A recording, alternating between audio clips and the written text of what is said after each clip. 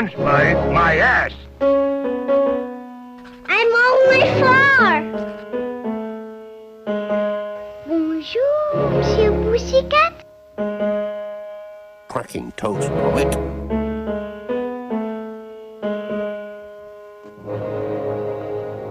Start spreading the news.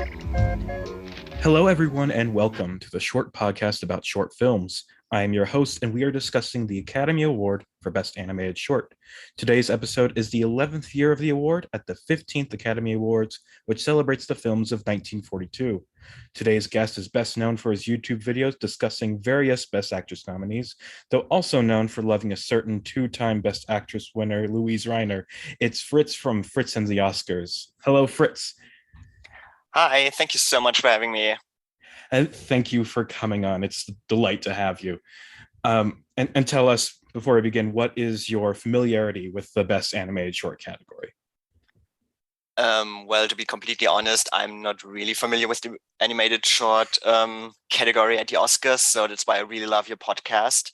I think it's really great when you have these podcasts who draw attention to categories that are not so, or that many people are maybe not that familiar with, like yours or One Inch Barrier. So categories that really sometimes get overlooked, but then you have these podcasts that really draw your attention to them. So that's a really good cause. That's really nice to hear that this podcast is actually helping people. I'm getting kind of emotional just hearing you. No, definitely. Thank you. No, definitely. I mean, I have to be completely honest. I'm not sure if I think those animated short movies that I watched for today might actually be the first ones that I really watched knowingly, so maybe not just in the background or just for fun at some point, but where I really put my attention to them. So this was a really great exercise. And our friend Christoph, he also drew my attention to some other shorts from other years. So maybe I might start to dive into the category more in the future. I imagine he probably put you on Balance and stuff. That's his favorite Balance. Yeah, I've already penned him down for that episode. But yeah, I mainly just put this question at the beginning, so for the audience, just so they know like how familiar the guest is, and also just for me, so I can hear like how many people just aren't familiar and get their reaction as we can go through them. So yeah, but before we begin, I just want to mention that when I invited you on the show, when I invited Fritz on the show, I offered you this episode specifically because our mutual friend Christoph and previous guest, he suggested specifically that you were on this episode, and in particular because of this year's winner. So let's get into it. Our first nominee and the year's winner is Der Fuhrer's Face, directed by Jack Kinney. This is the 18th nomination for Walt Disney and his 10th win, winning every year of the category except for 1940. And this will be his last win until the 1950s. And something worth noting is that this year is the first year where Walt Disney also gets nominated outside of this category, getting 2 nominations among the 25 in the Best Documentary category for the 2 films, The Grain That Built a Hemisphere and The New Spirit. This is also the 3rd nomination and first win for Donald Duck. This short is somewhat infamous as it's the one where Donald Duck is a Nazi. However, that description misses the point a little bit. This is a propaganda short film where Donald Duck has a nightmare about living in Nazi Germany, depicted as this cartoonish dystopia where everything is either a swastika or resembling Hitler in some way. And Donald Duck has to work 48 hours a day in an artillery factory.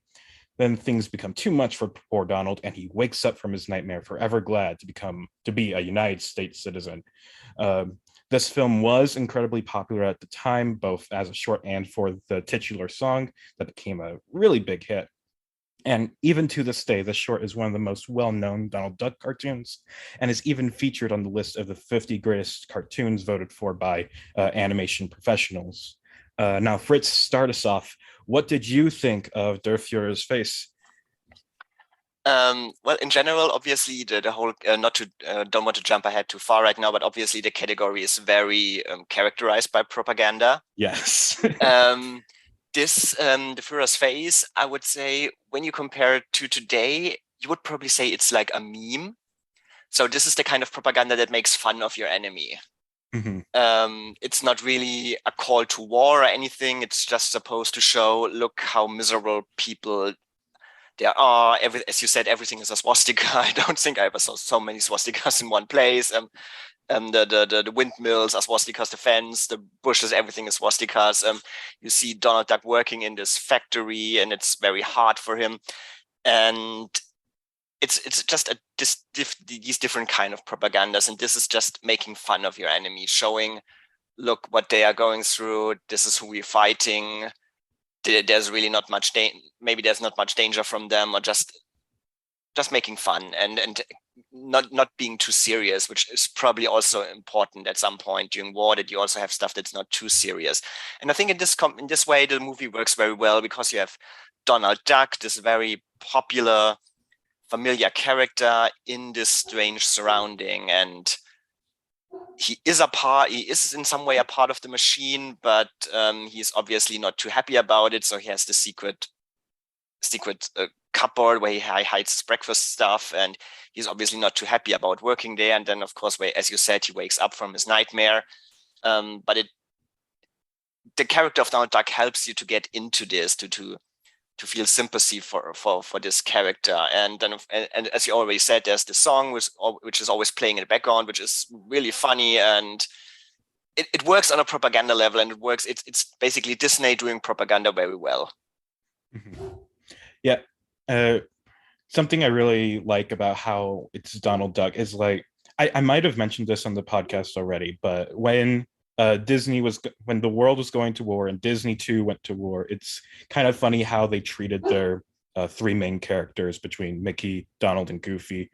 It's like Mickey Mouse, he was too squeaky clean to face the horrors of war, and then Goofy, they just kind of kept, and they just straight up got rid of, or weren't making any Mickey Mouse cartoons during this time period.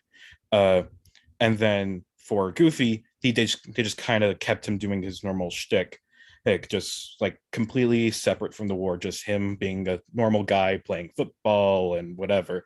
Meanwhile, Donald Duck goes to war, and I think the common explanation for that is because Donald Duck is the most everyman character. He's the one that audiences related to the most, because he's the one that really feels all kinds of emotions, whether it be like just anger or pure joy or whatever. It's just Donald Duck is just the pure embodiment of like the people. And that's why he is also like the most popular character worldwide. Usually it's just like, well, Mickey Mouse might be the most popular in America.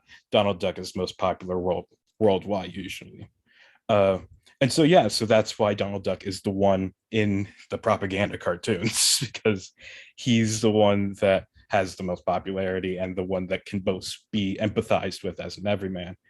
And specifically when it comes to propaganda, like I like to think about it as like so when like analyzing, reviewing a propaganda film, it is kind of a tricky spot to like wonder, like, how much should you let the fact that it is propaganda influence your analysis of it.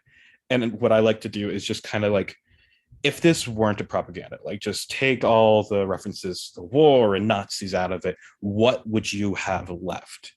And for this short, this is just a really good Donald Duck short, because it just has a lot of that classic and animation, or the classic slapstick kind of humor at this time. Like you have this really funny bit at the factory, which is reminiscent of like modern times, where you just have this conveyor belt of all these different bullets and ammunition of all these different sizes that just keeps coming, and Donald Duck has to like screw all the caps on or whatever.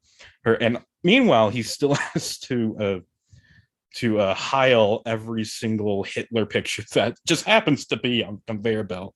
And it's just it's really just well done, really funny, and it's just like this is just a really good short film that happens to also be propaganda.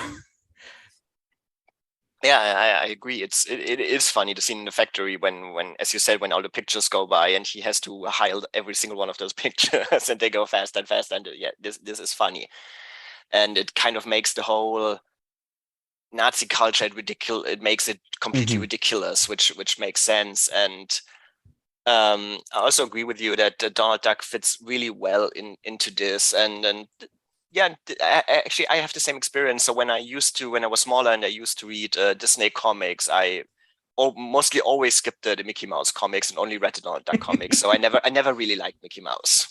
Yeah, you and Christoph and me all agree. It's Mickey Mouse is not. This podcast is not a fan of Mickey Mouse. Yeah. I don't know. For me, he was always just too wise and too know it all and too perfect. Something never clicked really. He's so squeaky clean, and just because of that, loses all personality. Yeah, and I mean, obviously, this year with all the propaganda movies, as you said, it is a bit tricky how you watch them. Usually, I try to really watch movies from the time that they were made and take this into consideration. Obviously, there are things you can still criticize. I mean, even in those propaganda movies, there are some things where I thought, oh, okay. It's maybe a little bit much, but I always try to look at it from the time it was made, and obviously it was a time of total war, and a war that you have never seen before like this. And I mean, it really was a kind of good versus evil thing, and so I totally understand where the propaganda is coming from. Yeah, it's just a tricky situation all around. Do you have any other thoughts on this short? Anything else you maybe wrote down? The thing that I don't know, kind of, I don't know what I thought of this at the end when he wakes up from his dream and he sees this shadow of a Nazi, and then he finds out it's actually the Statue of Liberty. It feels a little bit weird, like to connect the Statue of Liberty with this. It kind of, I don't know, and especially from today's point of view, where we have the Republican Party so descending into fascism, it seems a little bit like a cell phone from today's point of view. I'm not really sure what I think of this.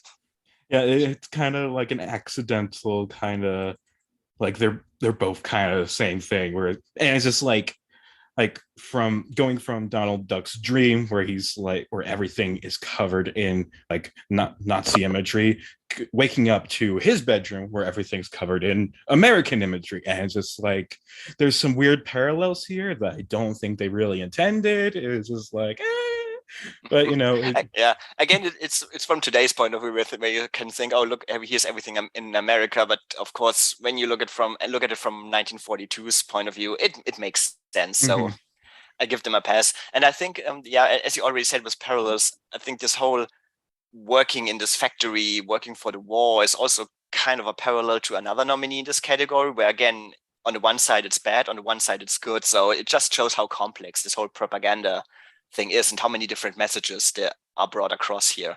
Yeah, I think that's a good place to move on to our second nominee, which is All Out for V, directed by Manny Davis. This is the first nomination for Paul Terry and his Terry Toons. Paul Terry is not a well-remembered figure in animation, and that's almost by his own design. Terry took pride in the low quality of his films and the way he would release a new cartoon every other week, regardless of quality, and thus his impact in the animation world is almost minimal. His most popular character is Mighty Mouse, and few others are even worth mentioning beyond him. This short is another propaganda film depicting a bunch of forest animals after war being declared, gleefully supporting the war effort by making a bunch of weapons and eventually shooting the Japanese beetles with a cannon, who can quickly surrender and the animals win. Now, like we said before, to take these propaganda films and remove the propaganda elements, what do you have left?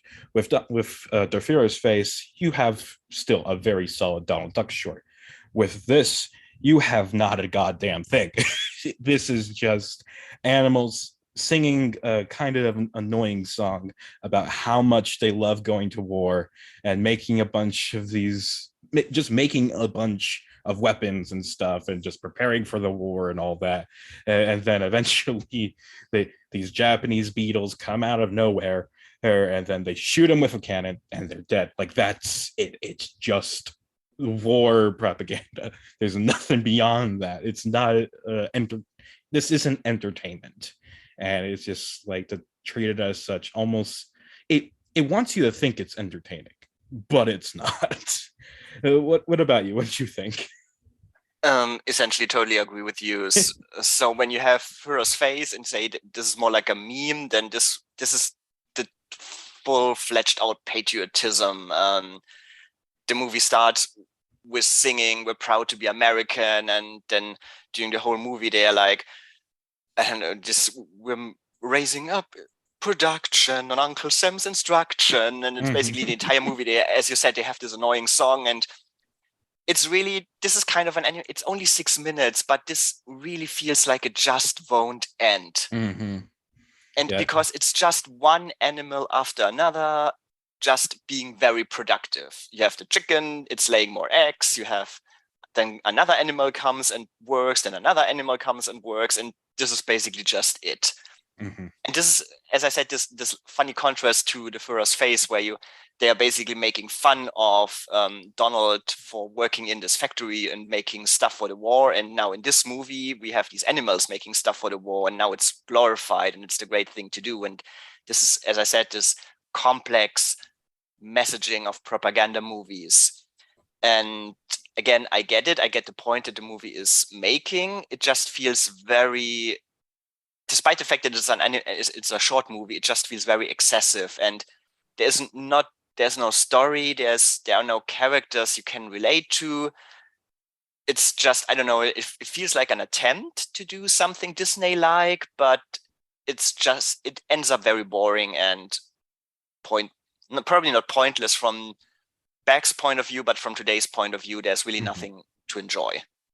Yeah, like reading about Paul Terry and his whole philosophy about like just being proud how low quality his shorts is and how cheap he makes them for, really reading about that before watching this really made me understand like why the short is the way he is.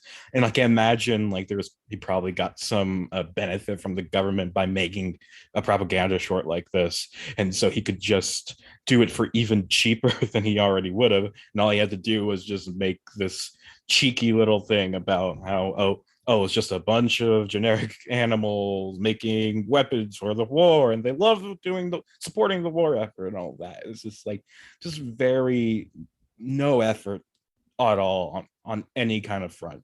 Like the colors, the animation isn't bad or anything, but it's just, it's just a very nothing kind of film. Like, it's just there to be propaganda, and that's it. Yeah, I while watching it, I didn't think, I didn't think this looks bad or in any way. I think it looks fine, but yeah, as you said, it's really not. It's nothing. It has no plot, and this just makes it very repetitive. Yeah, I think that's a good point to move on to our third nominee, which is Blitz Wolf, directed by Tex Avery. This is the 5th nomination for Fred Quimby, and though unrelated to the earlier Disney short, this is the 2nd nominated short to be a retelling of the Three Little Pigs story. However, this time it is war propaganda again. The Three Little Pigs each build 3 houses, one of straw, one of sticks, and one that's surrounded by military weaponry and trenches. The eldest pig wants the other 2 to be prepared for war, but they say they'll be fine because they signed a non-aggression pact with Adolf Wolf. However, the wolf comes around with their mechanized Huffer und Puffer and blows the first 2 pigs away. And so they hull up with military-industrial complex pig and go to war. Fritz, what did you think of Blitz Wolf? I think this was, again, more effective. This is probably the most classic propaganda, that you just show your enemy, you show the danger you're in, and you show what you have to do to defend yourself and defeat your enemy. And projecting all of this, projecting this America versus the Nazis onto the 3 Little Pigs and the big bad wolf was, I thought, a funny twist. The wolf is kind of funny, the way he constantly talks in this weird Adolf Hitler-like way where you don't understand a single thing he says, which makes total sense. I think there are some nice inside jokes, that the one pig is called Sergeant Pork. The name for Germany is Pigmania, and you have this swastika made out of sausages. It's essentially the sweet little pig story told with this war background, and I think in general this worked pretty well.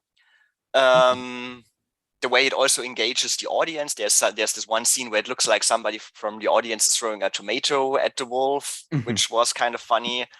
There were some moments, I don't know, there are some big weapons that feel a little bit penis-like. I don't know what that was all about. And there was a lot of like penis jokes. Yeah, I don't know. And I mean, there's this one scene where they are basically destroying all of Tokyo, which again, it's propaganda from 1942, but it felt a little bit much. But overall, I thought it's very effective. Yeah. And there's a few things I wanted to comment on there. First, the Tokyo thing. I thought it was interesting how both this and also the last one, they both have things that are kind of reminiscent of like the nuking of Japan, where it's just like they just drop a big bomb, or in the case of All Out for V, it was just like a cannonball at the Japanese, and then immediately they just surrender and they're done for. And it's just like, what was this a known plan, like just dropping a big old bomb on Japan and to get them to surrender like for years? Or because I thought it was mostly kind of secret until they actually did it, but I don't know. I think it was a secret. I would suppose it's just the propaganda feeling that you just have a great weapon and you just make one attack and they are gone. And then also it is interesting, like, again, comparing how the different propaganda it is, how like Der Fuhrer's face, that is intensely just like making fun of the enemy. Meanwhile, this one, it does show that the enemy is also very strong, but also that America is stronger and we're going to kill them easily, and we'll make a mockery of them through our own power rather than just they are a mockery. And also, I did really like how the opening title card is just like like any and all resemblance to that censored jerk or Adolf Hitler is completely intentional. Well, and I just thought that was a good joke. But yeah, it just overall, this is just it's just a good short. It reminds me a little bit of next year's winner, Yankee Doodle. I think it's just Yankee Doodle Dandy. It's a Tom and Jerry cartoon, where it's just like they both are just warring with each other, throwing just like just doing war things to each other. And it's just like, this is pretty much just that, except instead of Tom and Jerry, you have the three little pigs and the wolf. And a wolf that very strongly resembles Adolf Hitler, very intentionally. Yeah, overall, this is a solid, fun short with a lot of good gags, a lot of fun set pieces and action. And it also just really looks good, I think. I think it's just really well animated, and the colors and the shadows, it's all really just well done. Yeah, I agree with that. All right. Let's move on to our fourth nominee, which is Juke Box Jamboree, directed by Alex Levy. This is the fourth nomination for Walter Lantz, and unsurprisingly is not war propaganda. Instead, this is about a mouse who can't sleep because of a jukebox that's playing next to his little mouse hole. I thought this one was kind of fun. This is a very kind of empty short. It's just like, all it is just like playing music and just a bunch of characters dancing around. Like the mouse, after being annoyed by the jukebox, he goes over her, and then you have these bottles of alcohol, and these ghosts, or should I say spirits, come out of them. Because get it? It's like they're spirits because they're ghosts, but also spirits because of alcohol. It's a funny joke. But yeah, all these ghosts come out, and then they start playing music too, and then there's these hallucinated women that are also dancing and singing. It's just a musical short. It's just meant to be a little thing, just listen to some nice music, watch some nice animation, and it's just very there's nothing to this besides the music and the dancing.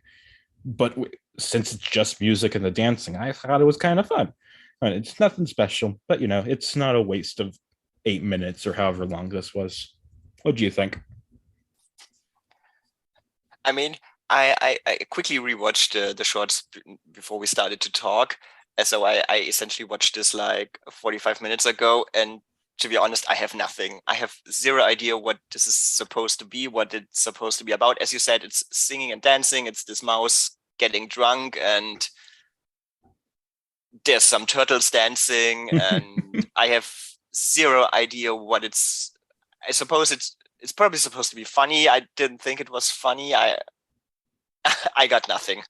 Yeah, it's not really about anything. It's just meant to, just look at the pretty visuals, listen to the nice music, and just waste a few minutes.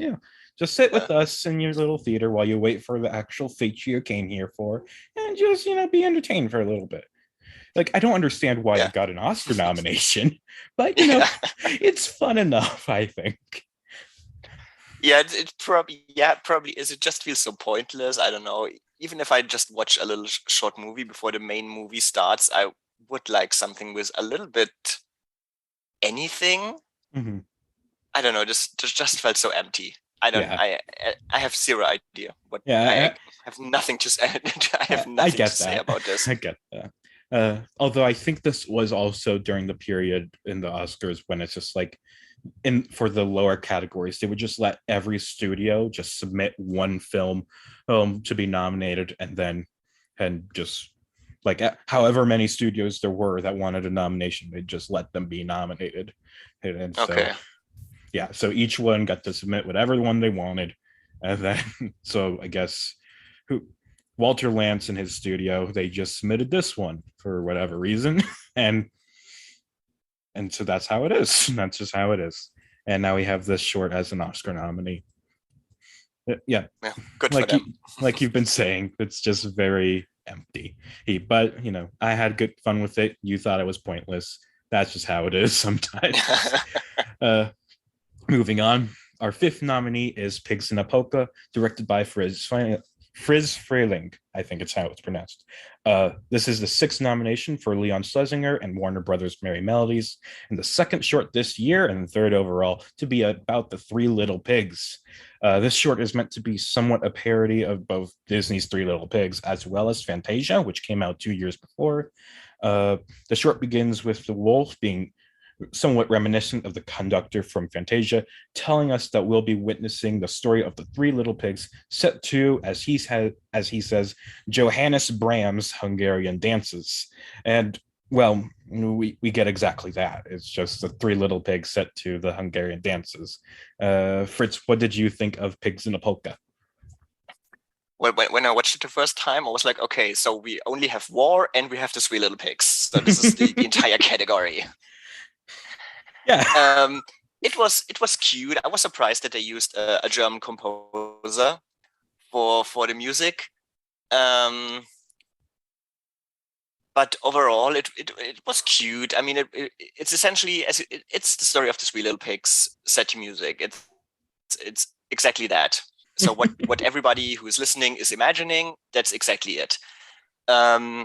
It's nice. It's fun. The music it's nicely told to the music. The music is nice. The animation is good. It's the familiar story. You have these two stupid pigs, the one clever pig, and at the end everything works out fine, and they defeat the big bad wolf. And that's essentially it. It's nicely done. And this is more like where I would say this is some nice harmless entertainment that I can watch before the main show. Mm-hmm. Yeah, I just found myself kind of disappointed by this one.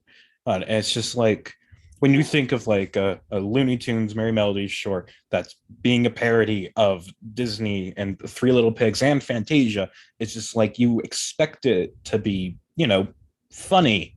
But I wasn't laughing during this. Like there's a few gags here and there, like just generic kind of slapstick things where like at the end, the wolf falls down an elevator shaft and comes out with a bump on his head and falls over. And it's just like that. I get that that's supposed to be funny. That's like, haha, he got hurt.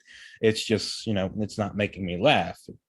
And it's just like, I feel like there was just like a lot of missed opportunities here. Like, I feel like this could have been like one of the great animated shorts of its era if it had really gone all in on like parodying like Fantasia and Three Little and like Disney, but it just kind of doesn't do that. It just feels kind of whatever. And I just and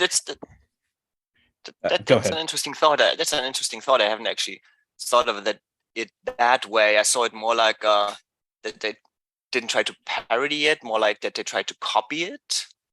And well, that's what it ends up being when it's just not funny. It just ends up being... it's not. No, it isn't funny. It's probably maybe if they had picked other music instead of classical music, that might have more influenced the style and the tone. It could have been then it could have been quicker and maybe more slapstick like. But I feel with the classical music, they were more going for a normal retelling of the story, that this is what they intended. Probably, yeah, as you said, they could have probably done it much more exciting. But yeah, this is, as I said, this for me is the harmless nominee, where you say, okay, it's nice to look at, it's fine. Yeah, like in the end, it's just kind of whatever to me. I don't like hate this, right? It's just like I feel like, and like even if it did just want to kind of copy Fantasia, if it wanted to just like tell the Three Little Pigs with the classical music, I feel like even then it could have still just done a much better job, because I feel like the music doesn't really do too much to influence the animation, or like there isn't that kind of harmony that you want with the like that Fantasia like actually accomplished. There isn't that harmony between the animation and the music, and it's just like this just kind of feels it feels a bit throwaway, just kind of like Juke Box Jamboree. Hey, and like with that one, it's not bad, and I didn't hate it or anything. It's just kind of there. It's kind of empty. Yeah, I think this and Jukebox Jamboree, they probably also have the disadvantage that they just stick out in this propaganda year. So it feels like, I don't know, for me it feels a little bit like if they are not propaganda, then basically a little bit what's their point? Exactly. Compared to all the other movies, that maybe makes it a little bit harder for them to make an impression. Yeah, it's just and like even and it's just like if things are like I think they are, and it's just like they could pick whatever short they wanted. It's just like, why this one? I feel like Warner Brothers had better shorts this year. Yeah, I don't know. It's just let's move on to our sixth and final nominee, Tulips Shall Grow, directed by George Pal. This is the second nomination for George Pal and his Puppet Tunes, and this film is one of the two George Pal shorts to be preserved in the National Film Registry of the Library of Congress. It tells the story of two lovers, Jan and Jeanette, in a small Dutch village and their blooming romance. However, everything changed when the Screwballs attacked, these little robot creatures that are not so subtly meant to represent the Nazis. And is this war propaganda? Kind of. I thought this was actually kind of good. So for you, Fritz, and also for viewers who haven't listened to last episode, I kind of hate George Pal, just generally. Like he like, of course, he is one of the pioneers of the stop motion animation, and he also is a great innovator of visual effects, like he did with War of the Worlds and The Time Machine and things like that. But I've had to watch a lot of his short films, not just for watching through all of the Oscar nominees, but I also own the Puppet Tune movie, which I had to get to watch all his Oscar nominations, and I watched all his shorts on there. And having sit through all of them, I just have resentment for him and his whole oeuvre.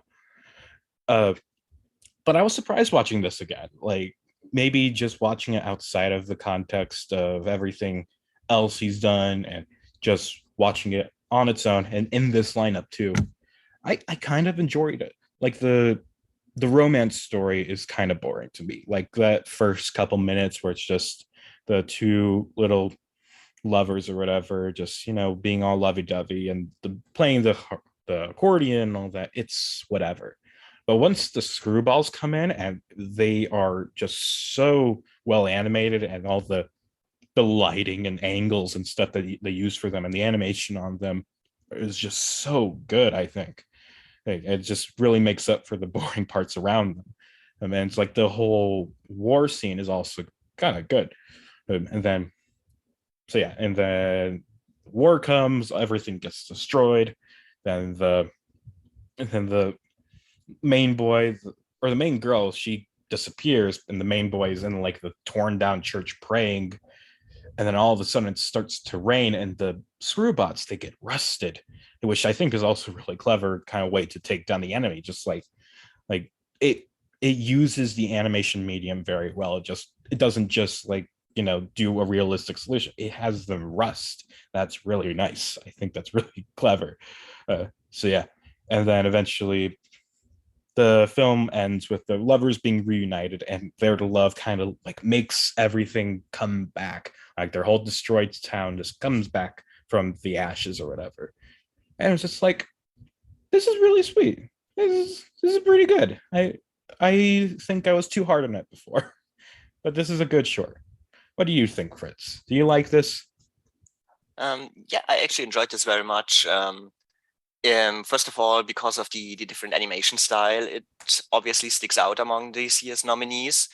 But also it again puts another angle on the propaganda. So this time it's not showing what happens inside the enemy's land or showing this fight of America versus the enemy, but this time it shows you the victims of the Nazis and what they are going through. So getting sympathy for them and probably wanting you to join the war and help them. And I think on this animation level, this is very well done. You have this very sweet story where they fall in love, and then it turns into this nightmarish like scenario when the enemies come and destroy everything. And personally, I felt this was the one nominee that year where I really felt more like an emotional connection, where I really felt more like drawn into the story, and it really affected me. Maybe because you can say a lot of the other propaganda, you see it more from a modern point of view, but this kind of plot where you have one army marching into another country and destroying everything and killing people is still sadly very relevant today. Mm-hmm. And I'm not 100% sure what I thought about the ending at first, with the rain coming in and destroying the army. It felt a little bit too easy. But maybe this more plays to the aspect of hope, so that that the movie also gives you hope that the enemy will be destroyed in the end and that everything will be back to normal. That tulips shall grow and all that. Yes. No, I really thought this was very effective and also on an emotional level.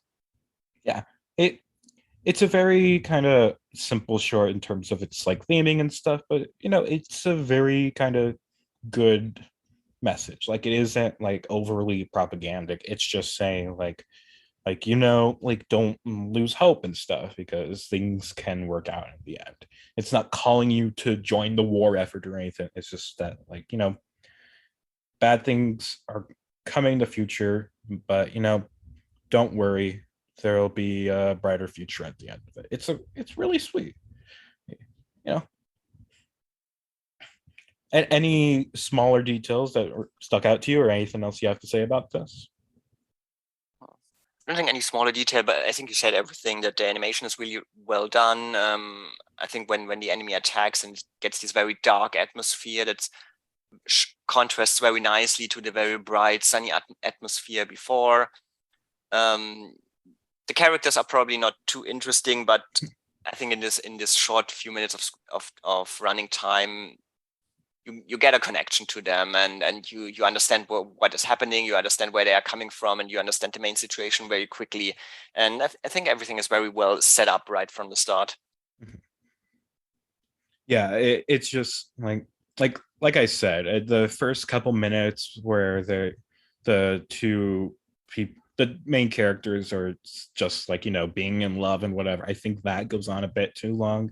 That kind of bores me a little bit. But once we get into the actual like action, the main thing of the story, that is what really, that's the meat of the short, and that's what I really appreciate. I think they either could have just streamlined that first part a bit more or something, and that would make the short a bit better. But as is, solid short, not many complaints about it. Just good solid entertainment. I wouldn't be mad seeing this before a movie or anything. Yeah. All right. And that is our 6 nominees. Now that we've talked about them all, we will rank them. Fritz, start us off with your number 6. So my number 6 is Juke Box Jamboree, just because it has this "Go Girl, Give Us Nothing" atmosphere for me. Oh wow. Yeah, I get that. My number 6 is All Out for V, just because kind of similar reasoning. It's just very nothing, and it's just a basic propaganda film with just nothing going on for it. I just had no interest in anything that was happening in it. Number 5. So my number 5 is All Out for V. Same thing. At least I think it has the advantage compared to Jukebox Jamboree that I at least remembered parts of it and I at least understand what they are going for. But yeah, as we said, it's not good. All right, my number 5 is Pigs in a Polka, which, as I said, it's just a very kind of I feel like there's a lot of missed potential with that when you have this, like, whether it is trying to be a parody of Fantasia or if it's just trying to do the Fantasia thing. Either way, it feels just like a lot of missed opportunities. It's just very, it comes across as just very generic and forgettable, which is, very disappointing. Number 4? Yeah, my number 4 is now Pigs in a Polka. Yeah, I agree with a lot you said. But mostly I thought it was a harmless fun. It was nicely done. It was okay. So my number 4. All right. My number 4 is Jukebox Jamboree, and like you said, Ed, it's kind of nothing, but like I said earlier, I still found fun with it because despite it being absolutely vapid, it's just, I enjoyed the very simple emotional response they wanted to get out of you, which is just enjoy the music, enjoy the fun animation. Number 3. So we have the same top 3. So yeah, let's see what we have. So my number 3 is Blitz Wolf. I think the top 3 are all good. I think it was effective propaganda, nicely done with the spin on the 3 little pigs and the big bad wolf. A lot of jokes in there, nice animation, no complaints. My number 3 is Tulips Shall Grow, which, as we just talked about, while I did think the opening bit is a bit boring, the action is really good, the animation there is really good, but it's just a very solid short. Number 2. So shall I do number 1, number 2 together? Just do number 2. Okay. So when I watched the animated shorts movies, I think 2 weeks ago for the first time, I had Fuehrer's Face as my number 1. Now that I thought about it a while, I now have it as my number 2. Oh. It's very effective. It has a funny song. It is Disney. It has Donald Duck. It's entertaining. It's a very well made short movie, as you said. Even if you take out all the propaganda, it's still very entertaining. I just, over the weeks that I now thought about these movies, I just found out that another of the nominees just resonated more with me over time. So that's why I decided to give Fuehrer's Face the number 2. I wonder which one it could be. My number 2 is Blitz Wolf.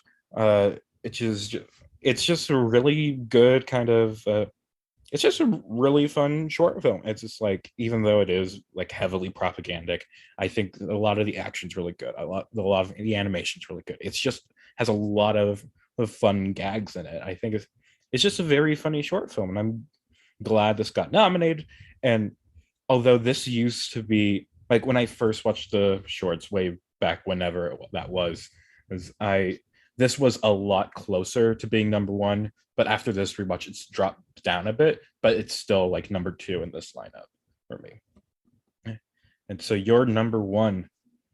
So my number one is surprisingly Tulips Shall Grow. I had it at first as my number two, but as time went by in the last couple of weeks, I just realized that of all the nominated movies in this category, this was the one I remembered the most. This was the one that stayed with me. I found it very touching. The different style of animation makes it stick out. I thought the whole aspect of this little village being overrun by this army but then giving us hope back again was just very touching and effective, and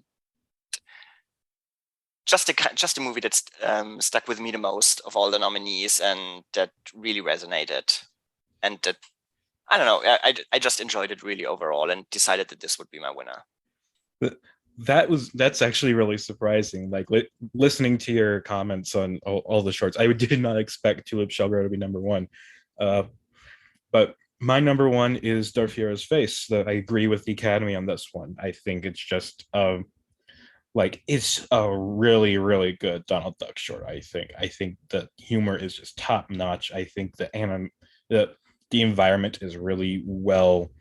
It's really well established, and it's just very, very funny, even with some of the more unfortunate downsides of poorly aged things that come with the propaganda elements. It's still, I think, just a very iconic, very great Donald Duck short. And so, yeah. Do you have any thoughts on my ranking? I think I'm not sure if we agree on a single position, but somehow we still agree overall. So we have the same bottom three and the same top three, just in different orders. Totally get putting the Führer's face on number one. It is very effective. I think it probably is iconic. I think even I had seen parts of it before I watched the whole animated short. I had seen parts of it somewhere on TV or on the internet. It's rightfully iconic. It is entertaining. The song is funny. It makes a lot of sense as the winner, representing this kind of propaganda that came out during these years. So makes total sense. And my number one and number two are probably interchangeable, and maybe if I watch them again in another 2 weeks, then maybe I would again give the Führer's face the win. So who knows? But just for now, I decided on the Tulips. Yeah, it is very funny how we how just none of our positions matched up at all. It's just like, usually, and I guess like you said, we still agree generally, like same bottom three, same top three. We have similar feelings throughout. But it's just like, usually me and my guests, we kind of agree a lot. Like, usually we have, I think for most of them, although those were with shorter categories, we had almost the exact same rank, maybe like one or two switched, but we can't always agree, I guess. Yeah. We are very diverse. Yeah. I'm excited for more diverging opinions. So I haven't recorded the 1940 or 1941 episodes yet, so I'm curious to see how different my feelings will be with my guests then. But it's just like, we haven't had too many strong disagreements on this podcast yet, to my memory at least. So it'll be interesting to see when those show up. But before we end our show, are there any final thoughts you'd like to share, Fritz, or anything you'd like to promote? You can always find, if you want to hear more from me, you can find my YouTube channel, Fritz and the Oscars, or you can find me on, as part of Film Twitter, at Fritz and Oscars. So just drop by. Yeah, and take part in his Oscar polls. I'm not sure how long your Best Picture poll is going to go on, if it'll be still be going by the time this episode comes out. But if it definitely. is, okay, yeah, this is coming out early September, sometime September, I think, if I remember correctly. Definitely, they usually run. I think they run forever. I have a feeling. Yeah, so Best Picture poll going on right now. Go over, find the most recent posts, and just vote in all of them. Share your favorite Best Picture winners. Well, thank you, Fritz, for coming on the show, and thank you, listener, for tuning in. This has been the Short Podcast about short films. Until next time, goodbye.